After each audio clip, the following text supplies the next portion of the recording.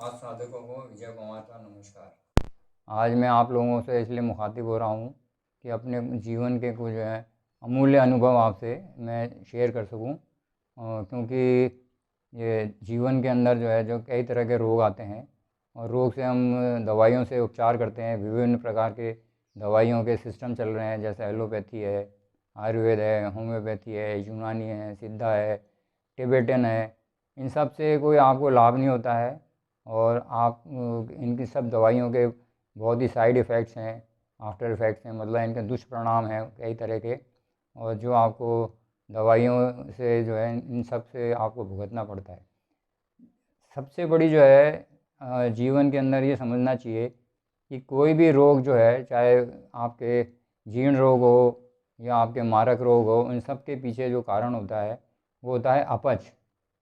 अपच यानी कि जो है इंडाइजेशन, यानी कि जो हमारा भोजन है उसको पूरी तरह से पच नहीं पाता है और जो उसके अवशेष रहते हैं, उसका जो फाउल मैटर है वो हमारे शरीर में रह जाता है और वो उसको हम निकाल नहीं पाते हैं।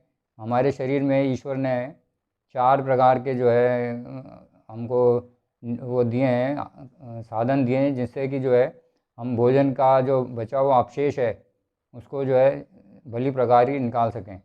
इसके लिए सबसे पहले जो है साधन है वो है हमारे मल द्वारा। मल द्वारा जो है जो बचा हुआ है भोजन का अवशेष है उसको निकलना बहुत ज़रूरी है। लेकिन होता क्या है कि आजकल जो है पूरे संसार में बहुत लोग जो हैं कॉन्स्टिपेशन, कोष्ठबद्धता या कब्ज़ से पीड़ित रहते हैं, तो उनका जो है मल निष्कासन सही तरीके से नहीं हो पाता है। दूसरा कारण है मूत्र द्वारा। जो बचा हुआ जहर है वो मूत्र से निकलना चाहिए, वो मूत्र भी हमको ज़्यादा सही प्रकार से नहीं आता है। और तीसरा है सांस। श्वास के द्वारा जो भी शरीर के अंदर विजातीय द्रव्य हैं वो कार्बन डाइऑक्साइड बन के और जो है आपके सांस द्वारा निकाले जाते हैं। लेकिन देखा यह गया है कि आजकल मानव जाति के अंदर सांस भी जो है ढंग सही प्रकार से आता नहीं है। और चौथा जो सबसे इम्पोर्टेंट जो है निष्कासन का जो मल क्रिया है वो है हमारे पसीने द्वारा। अब पसीने से भी जो है आजकल पसीना भी लोगों को ढंग से नहीं आता है, क्योंकि हमारी जीवनचर्या इतनी बदल चुकी है कि पहले तो लोग जो है प्रकृति के बहुत नज़दीक रहते थे। नज़दीक रहने की वजह से क्या था कि उनको शारीरिक श्रम करना पड़ता था। शारीरिक श्रम का मतलब है कि हर प्रकार से अपनी जीविका उपार्जन के लिए उनको पैदल चलना, दौड़ना, भागना, कूदना, पेड़ों पे चढ़ना और सीढ़ियों के द्वारा चढ़ना। तो उससे क्या होता था कि हमारी जो सांस के द्वारा पसीने के द्वारा जो है बहुत जहर निकलता था। आप देखिए हमारे शरीर की जो त्वचा है उसका एरिया काफ़ी बड़ा है, और ये जो है मेरा ये मानना है कि जो है ये त्वचा जो है हमारी किडनी से किसी भी प्रकार जो है कम नहीं है। बल्कि इसको ये कहना चाहिए कि किडनी का जो है, किडनी से जितना जहर नहीं निकलता है उससे ज़्यादा पसीने द्वारा निकलता है। लेकिन अब समस्या क्या है कि लोगों को जो है प्रॉपर पसीना नहीं आता है, क्योंकि हम लोग जो है नहाने के बाद बहुत से लोग तो अपने शरीर को पूरा जो है बदबू नहीं आए इसलिए जो है उसके ऊपर टैल्कम पाउडर लगाते हैं, बहुत से लोग डीओ लगाते हैं। दूसरा क्या है कि हम जो है सारे सिंथेटिक कपड़े पहनते हैं, और जिससे और कुछ लोग तो टाइट जीन्स पहनते हैं, मोटी जीन्स पहनते हैं। वो जीन्स इतनी मोटी होती है कि वो पसीना निकाल नहीं पाती है। सिंथेटिक कपड़े भी जो है हमारे जो है पसीने को सोखते नहीं है। तो ये जो हमारा ये शरीर का एक महत्वपूर्ण जो है गंदगी निकालने का मार्ग है वो अवरुद्ध हो जाता है, और इस वजह से जो है लोगों को है बहुत परेशानी होती है। इसलिए मेरा ये निवेदन रहेगा कि अपने मल निष्कासन जो क्रियाएं हैं उन सबको जो है आप प्रभावित ढंग से जो है उनको इस्तेमाल करें, और उसके लिए जो है आपको प्राकृतिक जीवन शैली अपनानी ही पड़ेगी। दवाओं द्वारा आप कभी कब्ज़ को दूर नहीं कर पाएंगे। दवाएं जितनी लेंगे उतनी ज़्यादा है ना आपकी कब्ज़ बढ़ेगी। शुरू में होता क्या है कि जो दवाई लेते हैं, दवाइयाँ जो है हमारे शरीर पे जो है कार्य नहीं करती हैं, एक्ट नहीं करती हैं।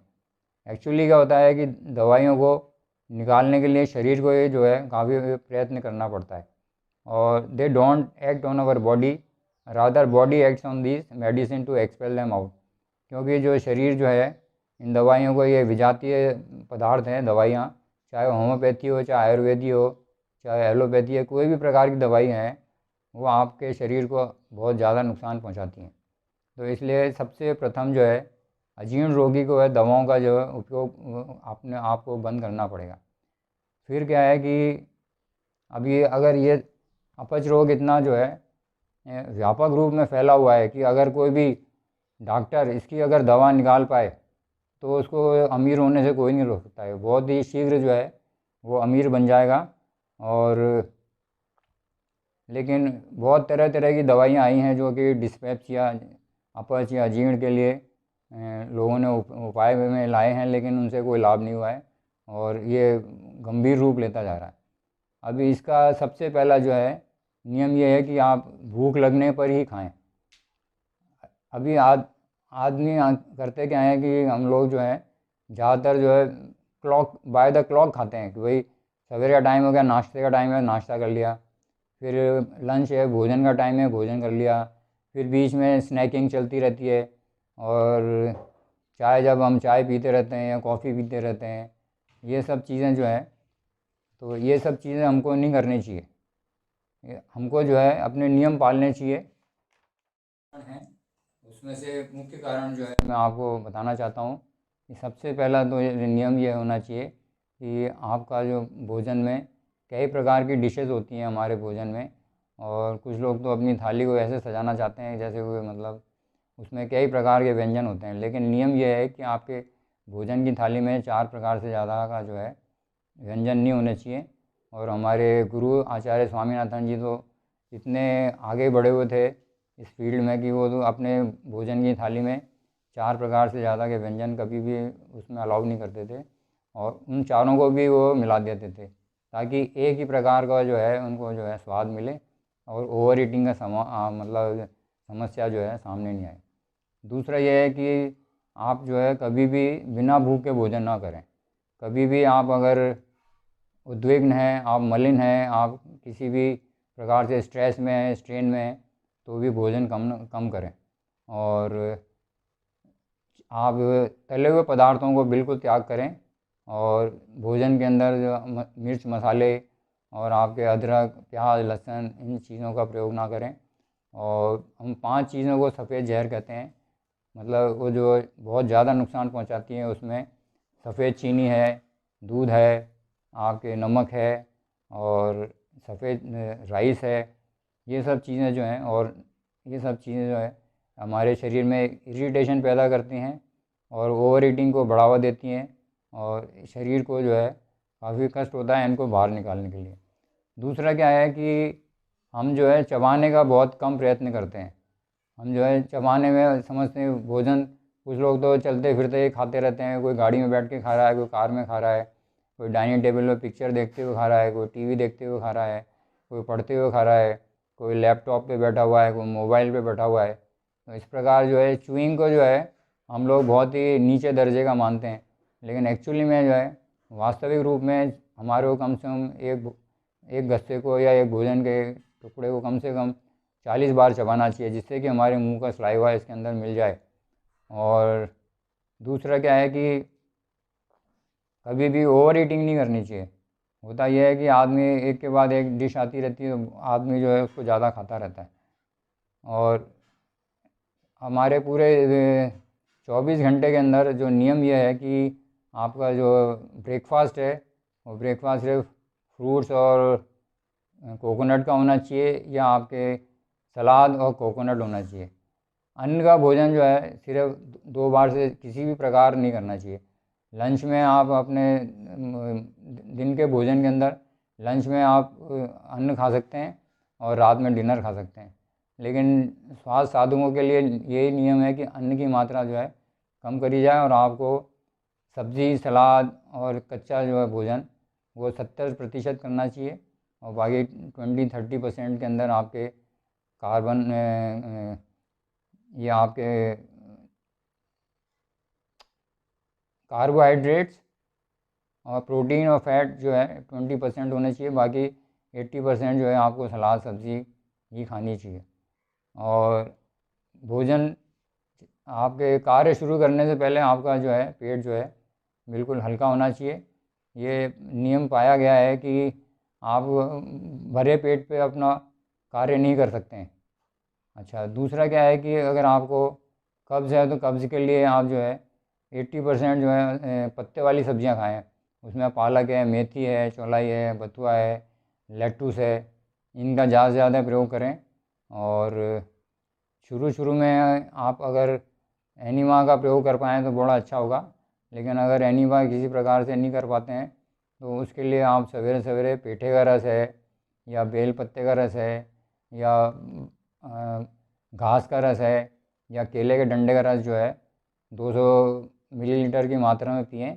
इससे आपको बहुत ज़्यादा लाभ होगा। तीसरा क्या है कि आप अपने पेट के ऊपर सवेरे शाम 20-20 मिनट पर पेट पे ठंडक पट्टी रखें। इससे आपकी आंतें काफ़ी सबल होंगी। और अपच रोग, आप ये समझ लिए कि अगर आपने दवाई खाई तो कभी भी ये रोग ठीक नहीं होगा। और इससे कष्ट पाने वालों की मैं आपको बता नहीं सकता कि कितने प्रकार के इसमें आपको जो डिस्पेप्सिया या अजीर्ण के कारण बहुत ही लोगों को कष्ट होता है। उनको नींद नहीं आती है, उनको खट्टी डकारें आती हैं। कि रोगी को कई प्रकार के जीवन के अंदर डिसिप्लिन रखना पड़ेगा। मसलन कि जो है चाय, कॉफ़ी, टोबैको, इन सब चीज़ों का जो है हम बिल्कुल जो है वर्जित करना पड़ेगा अपने जीवन से। और ब्रह्मचर्य की उपयोगिता भी यहाँ पर बहुत अधिक है, क्योंकि अगर ब्रह्मचर्य का आप अगर पालन नहीं करते हैं, होता क्या है कि बचपन के अंदर ही जो है कई लोग जो है इस बुराई के अंदर पड़ जाते हैं और जो है ब्रह्मचर्य का जो है पालन नहीं कर पाते हैं। और जब शादीशुदा ज़िंदगी के अंदर जो है अगर आप एक्सेस में इस चीज़ का उपयोग करते हैं तो आपके नर्वस सिस्टम पे बहुत असर पड़ता है। और नर्वस सिस्टम ख़राब होने से आपकी कोष्ठबद्धता और कब्ज़ होती है। और कब्ज़ जो है आपको मालूम होना चाहिए कि दुनिया के अंदर सबसे ज़्यादा जो है बीमारियों का अगर कोई कारण है तो वो है हमारी कोष्ठबद्धता और कब्ज़। कब्ज़ के कारण ही जो है बहुत प्रकार की बीमारियां होती हैं। और अगर आपका पेट अगर रोज़ साफ़ नहीं होता है तो आप समझ सकते हैं कि आपका दिन कितना ख़राब होता है।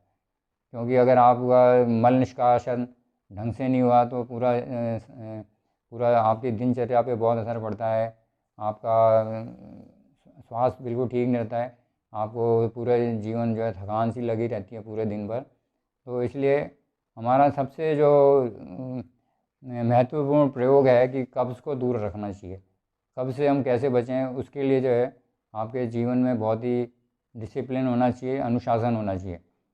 कब्ज़ दूर करने के लिए आप सवेरे सवेरे हवा के अंदर और ठंडी घास, यहाँ पर घास लगी हुई है ऐसे लॉन के अंदर आपको जो है आधा घंटा टहलना चाहिए। टहलते समय जो है गहरी गहरी सांसें लीजिए, जिससे कि आपके फेफड़े सुचारू रूप से कार्य कर सकें। और घर आने के पश्चात जो है आपने ब्रेकफास्ट के अंदर खाइए, फली खाइए या सलाद और नारियल खाइए, जैसा कि पहले मैं आपको बता चुका हूँ। और भोजन के अंदर 80% आप जो है सब्जी सलाद का प्रयोग करें और उसमें मिर्च मसाले कम से कम डालें। हो सकता है तो अगर उबला हुआ खा सकें तो बहुत ही अच्छा रहेगा। और अगर नहीं खा सकें तो कम से कम हाफ़ बॉयल कर लें और उसमें हल्का सा नमक और हरा धनिया को प्रचुर मात्रा में डालें। और इससे आपको जो है अपच ठीक होगा। दुनिया की कोई बीमारी आपको अपच से ठीक नहीं कर सकती है। और सारे रोगों की अगर कोई जड़ है तो डिस्पेप्सिया है। और यहाँ मैं अपने बारे में अपना अनुभव शेयर करना चाहता हूँ कि मैं पिछले 45 वर्षों से बहुत ही कम मात्रा में भोजन करता हूँ। मेरे भोजन की मात्रा मुश्किल से जो है कैलोरीज में अगर आप गिने तो 500-600 कैलोरी से ज़्यादा मैं दिन में नहीं लेता। सवेरे सवेरे मैं खाली एक गिलास जो है जूस पीता हूँ। उसके बाद लंच के अंदर मैं जो है बॉइल्ड वेजिटेबल्स, सलाद और 1/4 कोकोनट लेता हूँ। और दोपहर में 4-5 बजे फिर कोई मौसमी फल है, जैसे पपीता है, आपके तरबूज है, खरबूज है, जो भी अमरूद है, केला है, ये सब खाता हूँ। और डिनर के अंदर भी मेरा बॉइल्ड वेजिटेबल, सलाद और 1/4 कोकोनट खाता हूँ। अन्न जो है मैं महीने भर में एक बार एक रोटी या एक कटोरी चावल खाता हूँ। जीवन में मैंने कभी जो है आपके दूध नहीं पिया, आपके घी का ज़्यादा प्रयोग नहीं करा, मक्खन नहीं खाया, ड्राई फ्रूट नहीं खाए। लेकिन फिर भी मेरे को कोई अपने जीवनचर्या में कभी भी शक्ति कम हो ऐसा मैंने अनुभव नहीं किया। और बल्कि मेरी तो जो है सारे फैकल्टीज़ हैं, they are working on the optimum, means मेरे सारे क्रियाकलाप में मेरे को कोई दिक्कत नहीं आती है। और मैं अपने काफ़ी स्फूर्ति महसूस करता हूँ जीवन के अंदर। आंखें मेरी 73 ईयर्स के अंदर भी जो है बिल्कुल सही हैं और मैं बारी से बारी अक्षर पढ़ सकता हूँ, कोई मेरे को दिक्कत नहीं है। इसलिए मैं ये चाहता हूँ कि आप लोग जो है स्वस्थ रहें और जीवन के अंदर प्राकृतिक चिकित्सा से बढ़ के जीवन के अंदर कोई भी सिस्टम नहीं है जो आपको स्वस्थ बना सके। चाहे आप जीर्ण रोग से पीड़ित हो या बुखार हो या आपको दमा, गठिया, टीबी, कैंसर, हार्ट डिजीज़ और गठिया हो, कोई भी बीमारी हो, कोई भी मारक रोग हो, वो भी सब आपके बहुत जल्दी ठीक हो जाएंगे। तो इसलिए आप लोगों को मेरी ये प्रार्थना रहेगी कि आप जीवन शैली, ये कोई दवा का सिस्टम नहीं है, इसमें किसी भी प्रकार का हम दवा का प्रयोग नहीं करते हैं और हमारे यहाँ सब यूनिवर्सल होते हैं। कोई भी स्पेसिफिक नहीं होता है कि मतलब अगर आपको ये रोग हो गया तो आपने ये दवा ले लिया या आपने ये रस पी लिया या ये फल खा लिया, ऐसा कुछ भी नहीं है। हमारे पद्धति की सबसे बड़ा सुंदर नियम यही है कि रोग कोई भी हो, कारण एक ही होता है कि आपके शरीर में विजातीय द्रव्य इकट्ठा होना। तो आप शरीर में विजातीय द्रव्य इकट्ठा ना होने दें और ये प्राकृतिक जीवन शैली को अपनाएं। आपका कोई भी रोग होगा, कितना भी कठिन होगा, कितना भी पुराना होगा, वो आपको जो है आराम आ जाएगा और इसमें कोई खर्च भी आपका नहीं होगा। धन्यवाद।